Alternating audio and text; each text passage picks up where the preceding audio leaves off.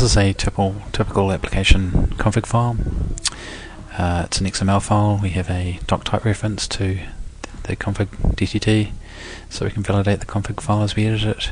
We've got some metadata, which is all optional, and the actual substance of the config file.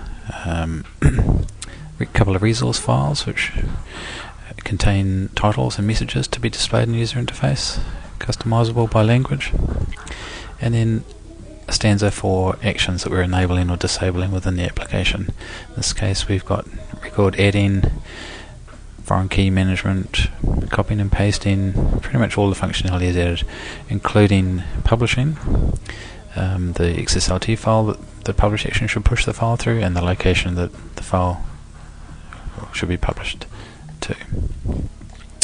Then we have the schema record, the root element name, the name of the elements for the records, the file that will be used to maintain the keys, maximum number of records, no minimum in this case.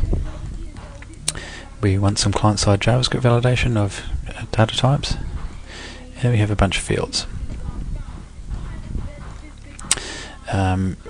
These field types will be discussed later, but you can see we've got basically the name of a field, which will reflect the field name within the record within the XML, and some types which will look familiar to HTML: editors, text area, WYSIWYG editor, date, time fields, radio buttons, checkboxes, and the like.